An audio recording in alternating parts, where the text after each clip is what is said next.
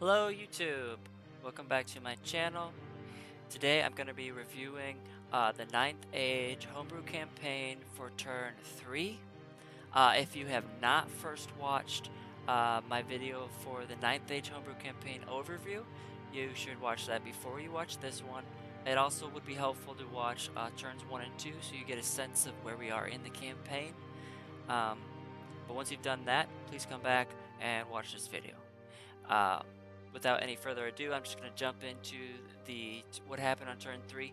As I discussed in prior videos, uh, the way the turns work is we have random events, and then we have turn orders. Now, if you've been following this, you'll know that there are 5 different players, and each player has 4 different armies. So that's a total of 20 different turn orders, and now by turn 3 some of us actually have more than one banner, which means that there's sometimes you basically could multiply that by 2, so it actually works out to basically 80 different turn orders that actually get processed by my brother who's running the campaign.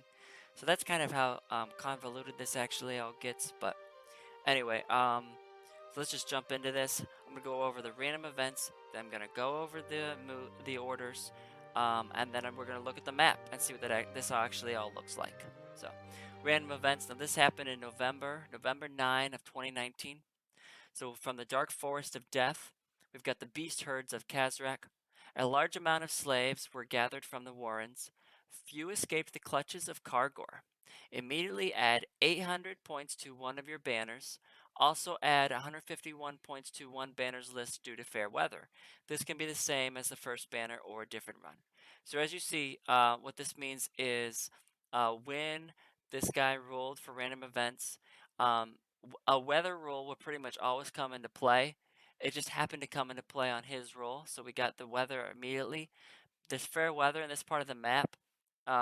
Basically, the map is split into north and south. So there's fair weather in the north, which means that basically everyone in the north part of the map has fair weather, and they're all going to get extra points this turn. Additionally, this guy got 800 points to one of his banners, which is a huge boon. I'm not sure if he actually has more than one banner at this point. I think he has 2, but that's big. So he's got some pretty big banners already. Turn 3, kind of scary. Then we've got his second Beast Herds banner, which is also in the north, fair weather. He gets to add 151 points to one banner's list as well. All right, then in the south, he's got the Dread Elves Cult of Pleasure. Reliable alliances. The next campaign turn, all of your banners and allied banners may support up to 2 spaces away instead of 1 space. Additionally, if an allied banner wishes to join in a grand battle, -2 from the range this turn. Also fair weather, add 151 points to one banner's list. So it looks like there's actually fair weather in the south as well. So that's pretty sweet. Let me just break this down because this seems a little complicated and I'm going to have to walk through it. So let's just look at the first part. Reliable alliances. The next campaign turn, all of your banners and allied banners may support up to 2 spaces away instead of 1 space. The way this works is when you fight a battle happens when you move a banner into a space and a different player moved a banner into that space. They meet, they fight a battle. Supporting that battle is when if you have a banner that's 1 space away, like literally adjacent to the space where the battle's taking place, that banner can then support the battle and they can send 400 points of troops to that battle. It does not have to be illegal. It doesn't have to be legal with the list that's in the actual battle. Um, it just has to be complete. So you can send 400 points, but you can't split up any unit. So that means if you have a unit in that banner that wants to support, and that unit costs 401 points, you can't send that unit to support. You have to have a unit or a character that by itself is less than 400. Or if you have multiple units, they have to add up to be less than 400. So that's the way that works. So the way that this works now with reliable alliances, this means that if he doesn't have to have a banner that's right next to the battle, he can have one that is 1 space away, 2 spaces away, it says. Um, so he can have 1 hex, 1 map space intervening between that banner and the battle, and they can still support. The way it works when you have one of your own banners supporting your battle, that happens automatically. You don't need to make a rule for that at all. However, this is where the part 2 comes into play. Additionally, if an allied banner wishes to join in a grand battle, -2 from the range this turn. What that means, and we haven't really gotten to this actually in the campaign, this is just a random event that happened, so if it happened this turn, it would be the case because that's just the way the rules are written. So, um, the way this works is uh, you can support all the banners that are in your confederation can support each other regardless of their race, right? So this guy, he's got vampire counts and beast herds. If he's got a vampire count banner next to a beast herd banner that's in a battle, those vampire counts can support that battle and they can send troops automatically. No rule needs to be made. It just counts as an allied battle or as a, they're just allied in the same battle. Everything is the same. They can use the same leadership. Everything goes.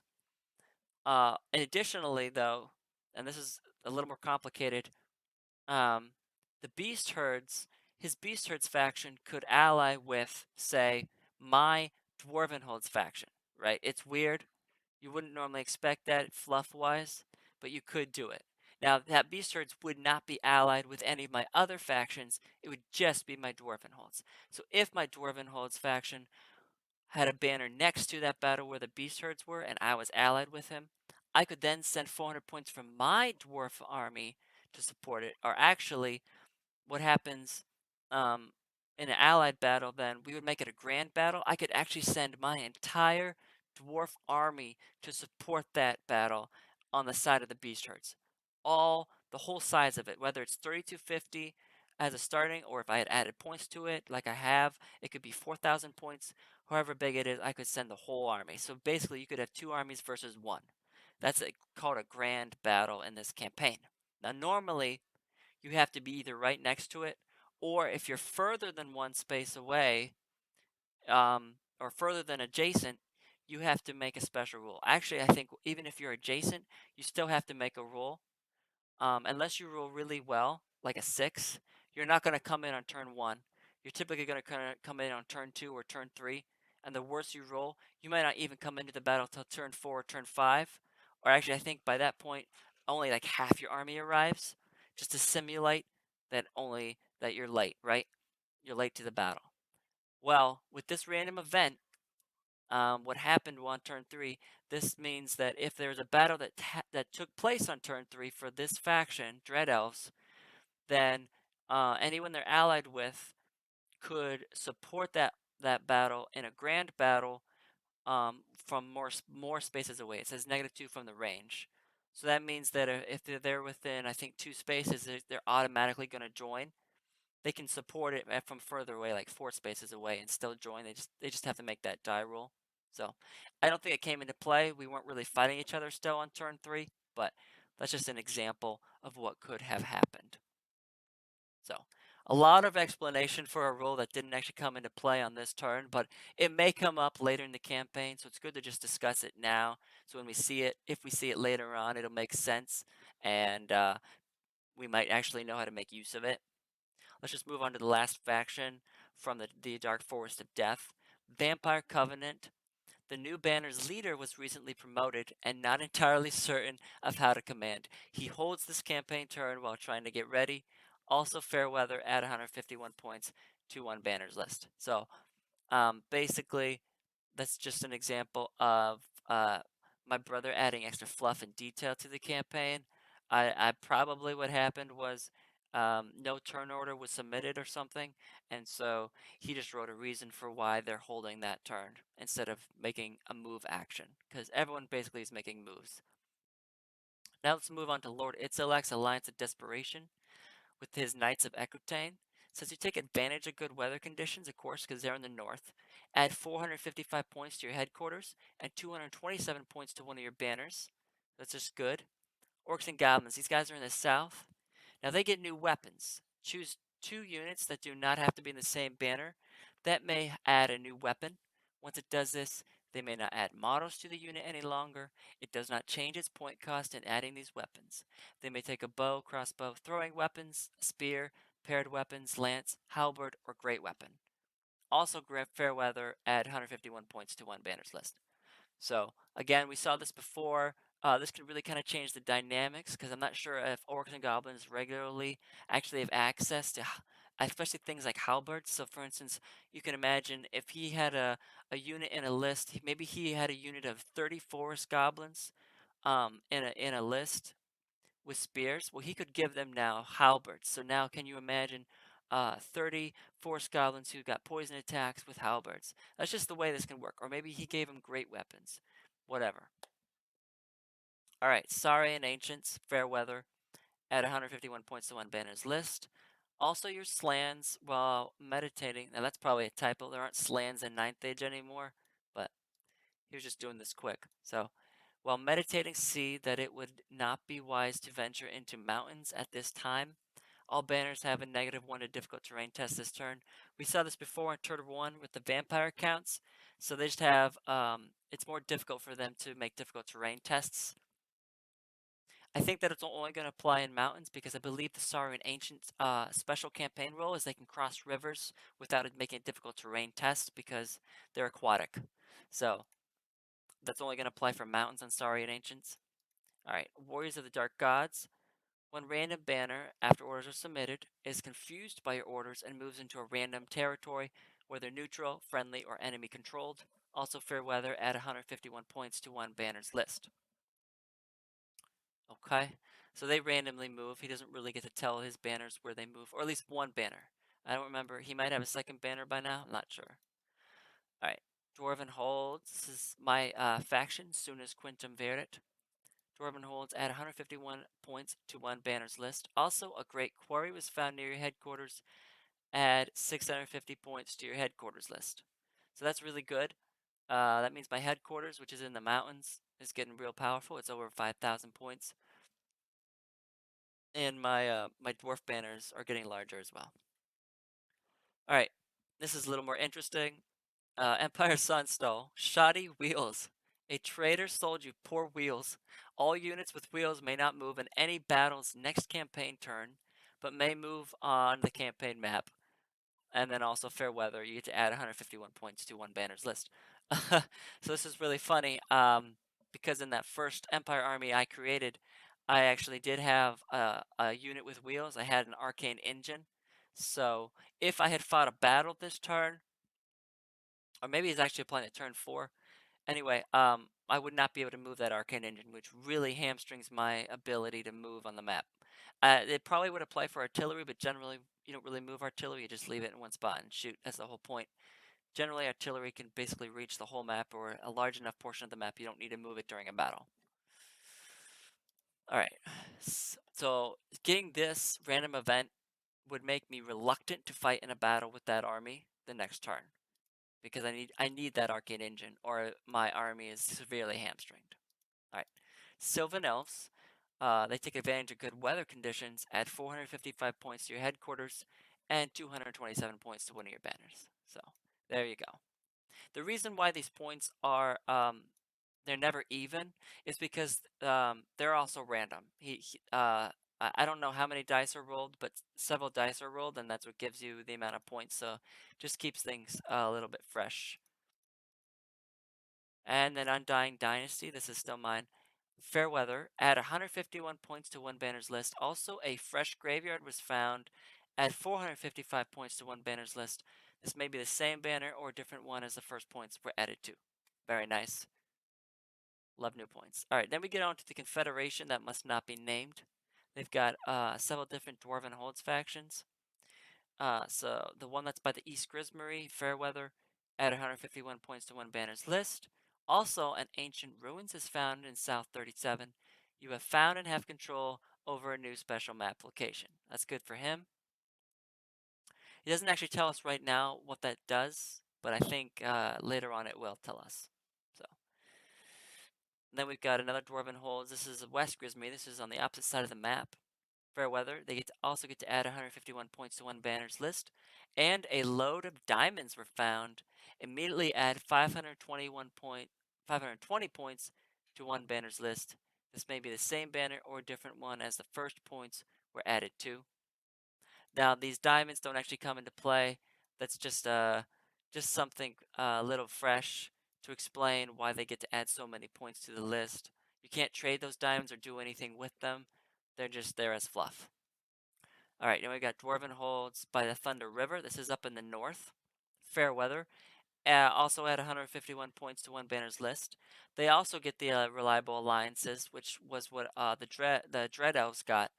So this is where the next campaign turn all your banners and allied banners may support up to 2 spaces away instead of 1 space. Blah blah blah. We went over this already. All right. Then we've got the Highborn Elves.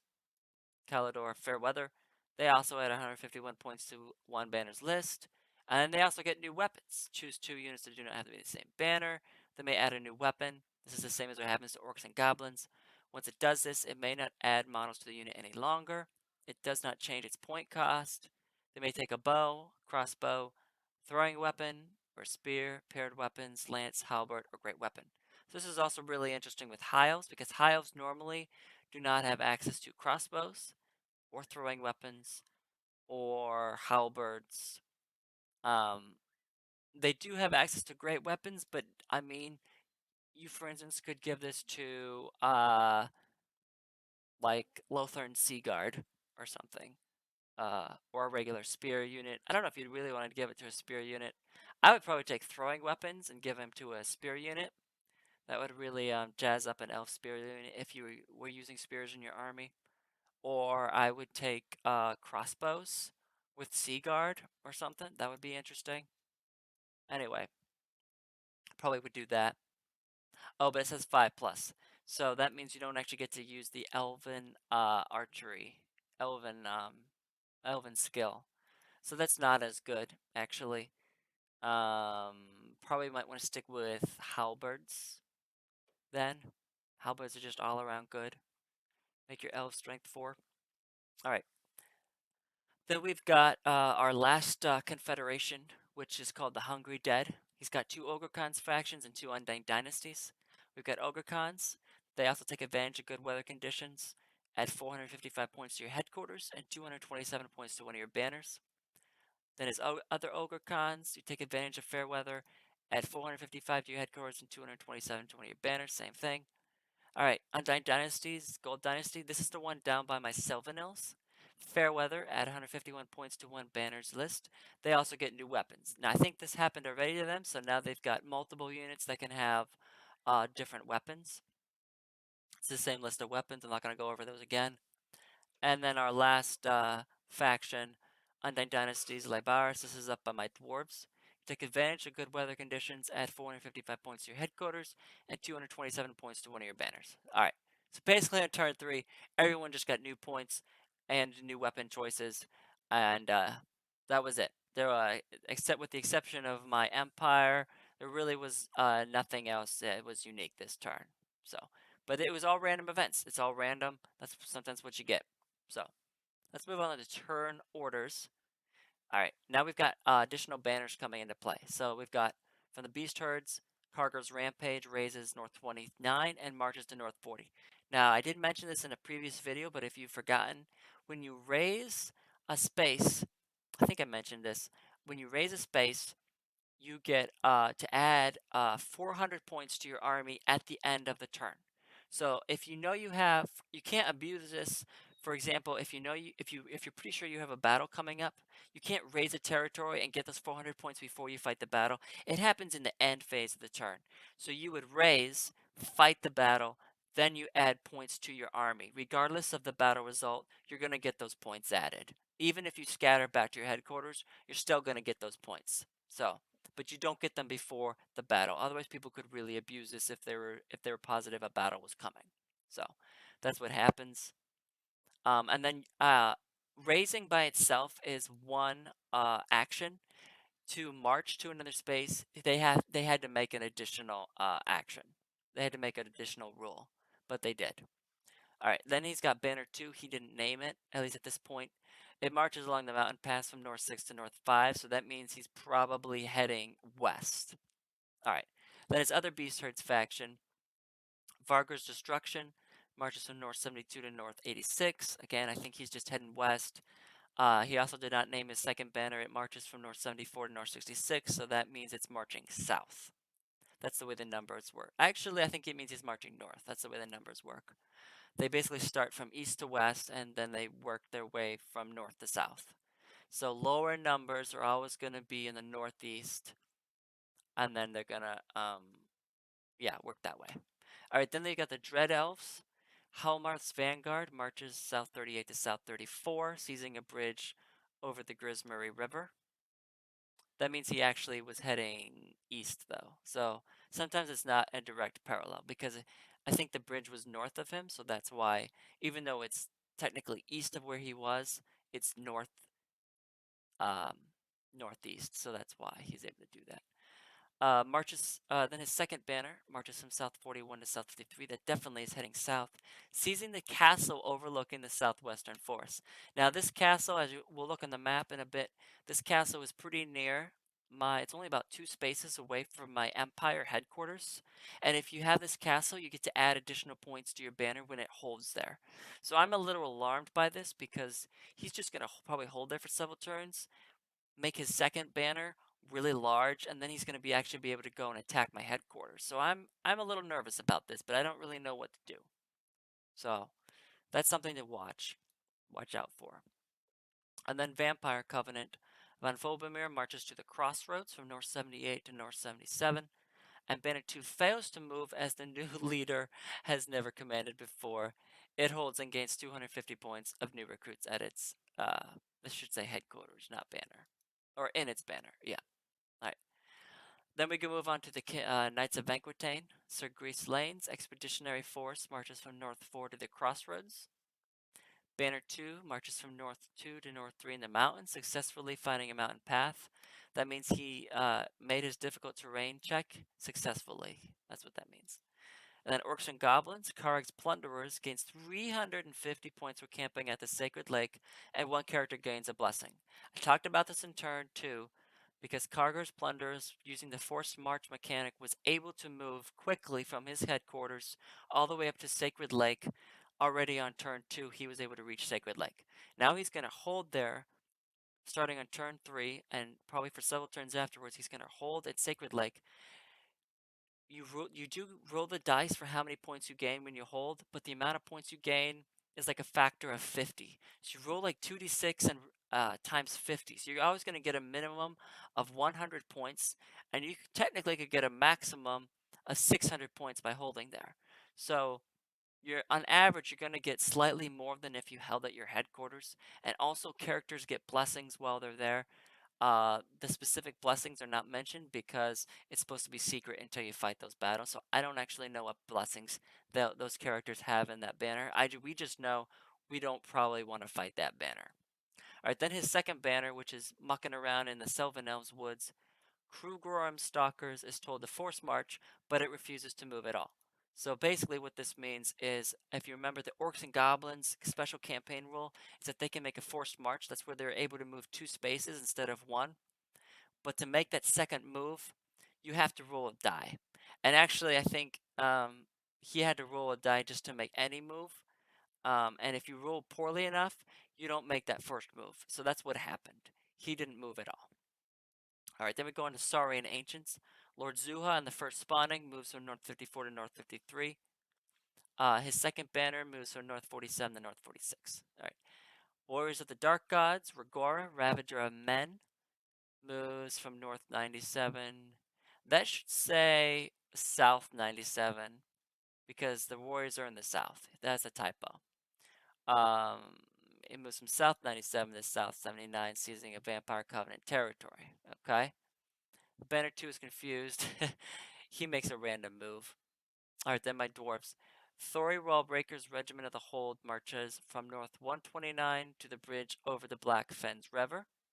So I leave the mountains and march onto a bridge. Then my second banner moves from North 135 to North 127. I actually seize the road. My banner 2, he didn't list it here, but banner 2 I named Finky the Wise's Mining Core. So take a guess at what is in Finky the Wise's Mining Core. Leave a comment either on my YouTube or you can leave a comment if you've seen this on the Ninth Age forum. Guess what you think is in Finky the Wise's mining core. Tell me what units might be in there. I'll post my list later after probably uh, after the next video or so. Alright, then we go to Empire of Sunstal. Sister Livian's Defenders of Twos marches from South 74 to South 64 in order to root out the last remaining Greenskin supporters after the recent border skirmish there. So basically, I moved to the space that we fought over for a border skirmish.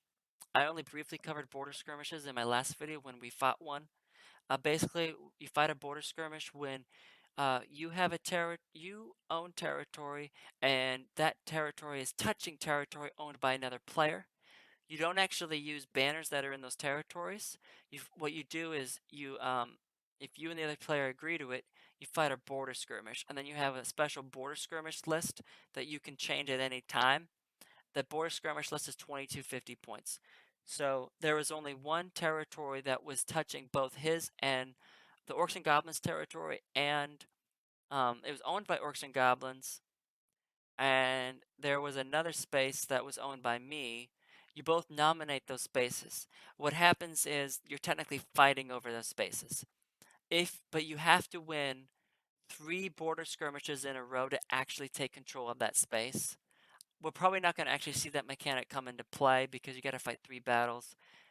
We all have normal lives, so we're not really fighting that many battles in reality. But it was just another way that you could actually gain territory and fight battles without having a banner have to move into a space where another banner is located at that time. Alright, we're gonna go on to the Sylvan Elves. Oh, I did get a second banner for the Empire. They just marched north. Alright, Sylvan Elves. I only have one banner because I'm in woods next to the Orcs and Goblins. He's able to use his second Orc banner to prevent me from getting enough spaces to support a second Sylvan Elf banner, which is very frustrating. So my forest band just moves from South 83 to South 75. Then I've got Undying Dynasty Khemri. I'm at Amuna's Cursed Legion, marches from North 37 to North 50. And Banner 2 marches from North 27 to North 36. Trying to remember what Banner 2 is called. Alright, let's go back. So Empire's Banner 2, I initially called Brother Flavadorius's Smiters of Evil. And my Sylvan Elves Banner 2, oh no, my Undying Dynasty's Banner 2, I believe is called Tepfet's Guardians of Light. So those are my, I think those are my banners. Alright, let's move on to the Confederation that must not be named. One of his banners from the Dwarf Holds, this is the one that I found that special space. They marched from South 37 to South 36, seizing a bridge over the Little Grismery. Then the Dwarven Holds Banner that's on the opposite side of the map, but also along that river. Banner 1 marches from South 23 to South 33. Dwarven Holds, this is the one that's in the north part of the map. They march from North 11 to North 24, just in time to see the Tuskfangs Ogre Kingdoms burning the bridge. Oh man, the Ogres are burning the bridge. Classic Ogres. What do you expect out of them? And then Highborn Elves, Banner 1 marches from North 101 to North 80, just seizing more territory. Alright, then we've got Ogre Khans. This is the guys that burn the bridge. So we've got Gozug's Flesh Devours raises the bridge at North 24 as they see the Dwarven banner of Zufbar approaching and moves to the far bank of the Thunder River. Then he's got Banner 2. I'm not sure why there's nothing listed for that. It's possible because he raised the bridge, he's no longer able to actually support that banner, so it just disappears at the end of the turn. He would have had it at the beginning, but then because he raises, he loses that support space, and I think at the end of turn 3, he loses that second banner, so he still only has one banner. Okay, then we go on to Ogre Khans. Darub's Elf Eaters raises South 14 and marches to South 3. Banner 2 marches from South 12 to South 1. Okay, so he's right on the border with where the north map joins the south map. That's why he's in south 1. That's the new space. Then we've got Undying Dynasties. The Pharaoh Tessament's first division marches from south 95 to south 92. And then Undying Dynasties, Libaris. Last time we left them off, they were in the swamp. We've got Djif's Banner of Jackals and Death. They raised North 116, but the swamp peat becomes impossible to set on fire, and the banner fails to be able to move after desecrating the area. Because like I said, you're allowed to raise a space, and then you have to make a rule to see if you can move in the same turn. They failed that rule, so they're staying there just trying to raise that space. Banner 2 moves from North 100 to North 94. And that's turn 3. So let's just take a look at the map, because just reading these words, it really doesn't mean that much. Even I have to look at the map, and I'm playing the campaign and know the map well. So we'll just start at the top here so you can see what this looks like. Broad view scopes. So here you've got Kingdom of Aquitaine. As we saw, their banner moved. This is... Do I have the right map up? Turn 4. Oh, I wanted to start at turn 4. This is what I want. Start at turn 4, because this is going to list... Because I don't think there's a map for turn 3 move. No, so we want turn 4 start. Okay, so this is what it is. So Kingdom of Aquitaine, they seize these crossroads here, and these are my Undying Dynasties. So I moved here and here. Then we've got the beast holds, like I said, the beast herds, they're moving in the mountains, starting to put some pressure on the King of Aquitaine. And then they're here in these woods too, approaching Malco. Saurian Ancients are also approaching Malco. Here you can see the bridge that that the ogres burned. They burned the bridge, and then they moved. And that happened before the dwarves got to the bridge. Here's their Saurian Ancient second banner. Here's Beast Herds grabbing space. Undying Dynasties. Here's my dwarves. So I've seized this bridge, and now I've seized this road. So now to reach my headquarters, you would have to fight through these two banners. So obviously I'm going to keep moving these banners. Alright, here's these dwarves. They found a special space here. That's what this little symbol is. Looks cool. These columns. Alright, they seized that bridge. Then we've got... So here's the warriors. They seized this space from vampire counts. So now vampire counts, if they want to leave their headquarters, they've either got to make a difficult terrain test, or they have to engage in battle with the warriors of the dark gods. Now that's if this guy actually camped here. He's probably not going to, but that is something he could have done to basically prevent his second banner from leaving. Then we've got Undying Dynasties, just grabbing up territory outside of the woods. Here my banner is, just playing games. My empire seized this. Now, if you remember, this road is actually raised because there's a witch's hut there, and the witch cursed the orcs and goblins for moving through her territory, and so it became raised. So I have moved here, but there's no benefit for me moving here.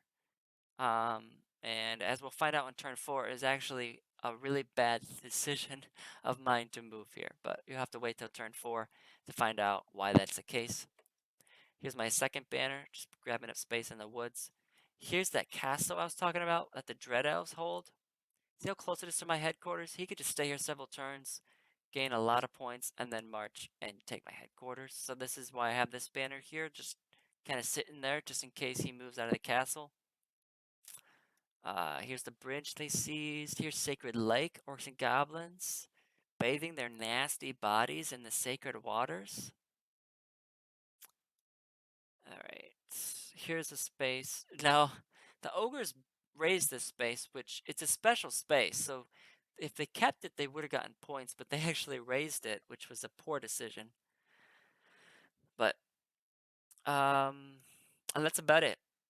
Not a super interesting turn, but we're just kind of moving into position, still trying to grab land before we fight each other. So, that's what happened on turn 3. Thanks for watching. Again, I hope that you have watched my overview video and turns 1 and 2. Turn 3 will make a lot more sense if you've seen turn 1 and 2 and the overview. We are now on turn 8, so I'm going to make a couple more of these videos in rapid succession over the next week probably, because I need to make turns 4 through 8 and then we'll be caught up. And then I'll do these videos when the turn orders are released. We're doing turns every 3 weeks. I know it's kind of dragged out. That's just because we have real life schedules and we need to leave enough space in between turns so that you can fight battles if they happen. Now, we aren't having battles this early, so technically we could have done these early turns real quick, but we just wanted to give people time to build their models, paint their models, because a lot of us still are kind of developing our armies and expanding our armies. So that's the state of this campaign. But thanks for watching or listening. If you play 9th Age, keep rolling the dice. May the sixes be with you. If you are new to 9th Age, don't know what it is, or interested in finding more about the rule set and how it's played in reality, you can visit 9thage.com. There's a great forum there. All the rules are in PDFs you can download for free. And then the way the armies work, you're actually able to buy basically any models you want from any distributor, purchase those, assemble them. You don't have to use a certain model set from any one distributor, so any miniatures that suit your fancy for how you want to design your army, those are perfectly legal to use. So if you're interested in that, please visit that website, check it out. I'll include the website link in the video description. Thanks for watching and have a great day.